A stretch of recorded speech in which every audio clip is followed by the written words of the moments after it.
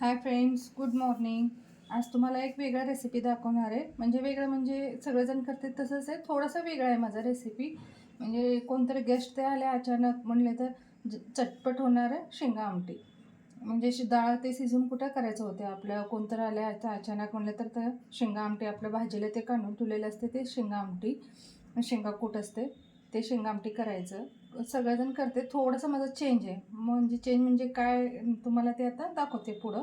आणि ह्याला लागणारं साहित्य बघा: कोथिंबीर, कांदा, टमॅटो. हे सगळं असं बारीक बारीक असं स्मॅश करायचं असतं, म्हणून मी बारीक कट करून घेतले नाही. त्याला तसं स्मॅश करते मी ह्यांना आता फोडणी घातल्यावर, म्हणून मी जरा जाडसरच कट केलेलं आहे. आणि हे शेंगाकूट आपण भाजीला काढून ठेवलेलंच आहे.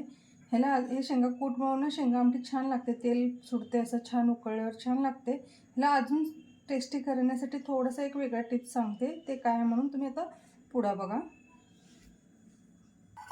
हे बघा, ह्याला मी आता तेल घालून घेणार आहे. कढाईत थोडं तेल घालते आणि ह्याला काय चेंज म्हणून तुम्हाला ते सांगते.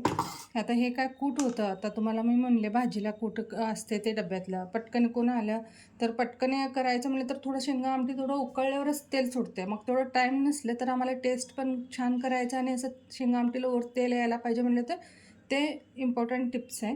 हे बघा, ह्याला शेंगा कूट असते ना, हे मिक्सरमध्ये परत एकदा घालून घ्या. घालून एक अर्धी वाटी, जास्त पाणी नको, एक अर्धी वाटी एवढं पाणी घालून घ्यायचं याच्यात. हे बघा, एवढं कूट आहे, याच्यात थोडंसं पाणी घालून घ्या, एकदम थोडंसं. मग त्याला मिक्सर लावून घ्या हे बारीक करून.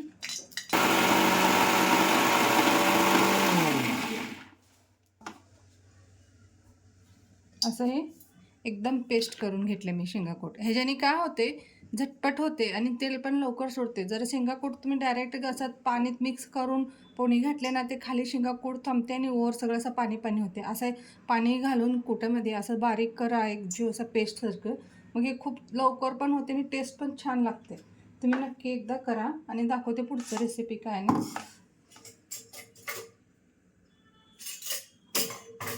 आणि हे काय पुढं आता मी दाखवणार तुम्हाला मोहरी. याच्यात वेगळं पण करू शकता तुम्ही. काय करते, कांदा घालत नाही, लसूण आणि चिंच घालते. मी आज कांदा घालून करायला आले, छान लागते. कांदा घालून काळा पूड ते घातले ना, खूप छान लागते. मोहरी टाकली आता मी, आणि तडतडीत मोहरी झालं तेवढंसं जिरा जरा उशीर नाही टाका, कशाला लगेच करपते जिरा तडतड. आणि थोडं कांदा.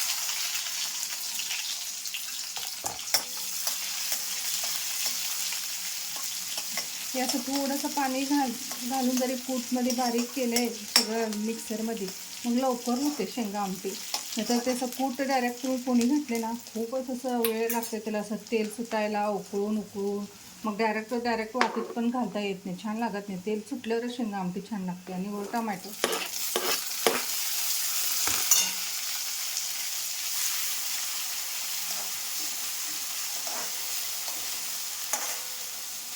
चिंच घालून पण छान लागते, खरं चिंच आमचं जरा कमीच खाते, म्हणून मी टमॅटो जास्त वापरते. टमॅटो घातले, 1.5 टमॅटो आहे, कांदा आहे.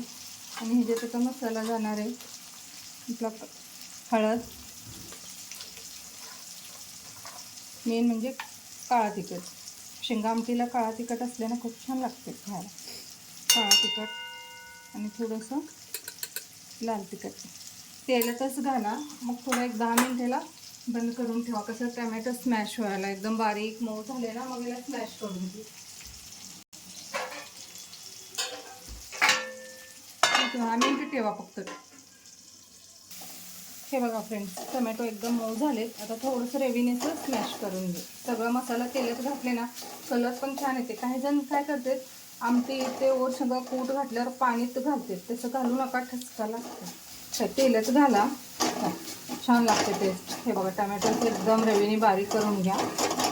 चिंच पण घालते, लसूण चिंच ते वेगळं टेस्ट लागते, हे कांदा टमॅटो वेगळं लागतं.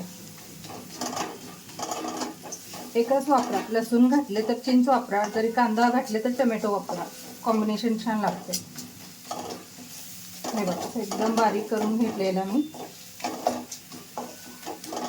आणि हे काय मिक्सरमध्ये मी काढून घेतलेलं होतं, जे क्वांटिटी बघा, तुम्हाला जेवढं जण पाहिजे तेवढं कूट आणि पाणी तुम्ही क्वांटिटी बघून, कोण पातळ खाते आमटी, कोण घटसर घेते. म्हणजे आता किती 4 जण आहे आम्ही, मग थोडंसं घातले मी पाणी, अजून वरून घालते. आणि ह्याच्यात अजून एक स्पेशल म्हणजे ह्याला कूट खूप कमी लागते. जेवढं आपण डायरेक्ट घालतो त्याच्यापेक्षा एक 25%च कूट लागतं ह्याच्यात. बाकीचे असं निम्मा तुम्ही घातला ना, कूट किती पण घातला, खाली पाणी थांबते, वर पांचट पांचट दिसते. असं जरी घातलं लगेच थिकनेस येते. हे बघा,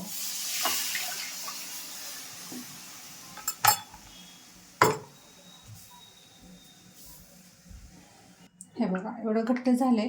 बघा मी केवढं कूट घेतलं, ते अर्धा पक्ष बी कमी होतं कूट. हे बघा अजून एवढं थिकनेस आहे. जास्त थिकनेस पण छान लागत नाही शेंगा आमटी. हे बघा जरा असं पत्तळ केले मी. थिकनेसचं क्वांटिटी तुम्ही बघून घाला पाणी. ते कसं कोणाला जास्त आवडते, कोणाला कमी आवडते. त्याचं पाणी पांचट पांचट कोण खाते. आमच्यात जरा पत्तळ पाहिजे, जास्त घट्ट नको म्हणतात आमटी. किती लवकर झाले बघा, लगेच तेल वर सुटायला दिसतेच बघ तुम्हाला. तेच कूट घातलं असताना तुम्ही दिसलं नसतं असं तेल डायरेक्ट. आणि कूट पण कमी लागते. असं कोणतं आलं की असं वाटीभर कूट ओतून आमटी करायचं, मग कसं ते खाली सगळं कूट वेस्टच जाते. वरचं थोडं पाणी पाणी खाऊन घेते, खाली वेस्ट पण जाते ते. मग त्याच्यापेक्षा हे वेस्ट पण जात नाही आणि टेस्ट पण येते आणि क्वांटिटी कमी लागते. हे बघा मीठ,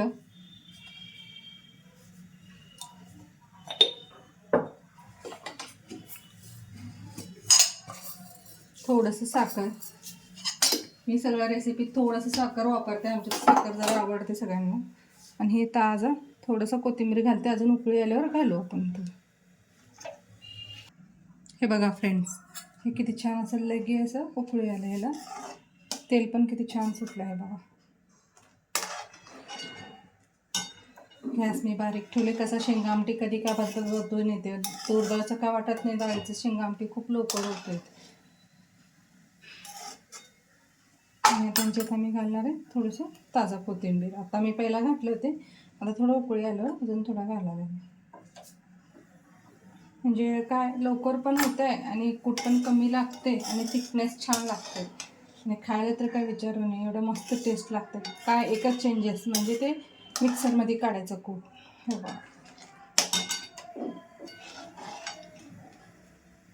तुम्ही कसं करता मला कमेंट करून सांगा. आवडली असेल तर रेसिपी चॅनलला सबस्क्राईब करा. Thank you video बघितल्याबद्दल.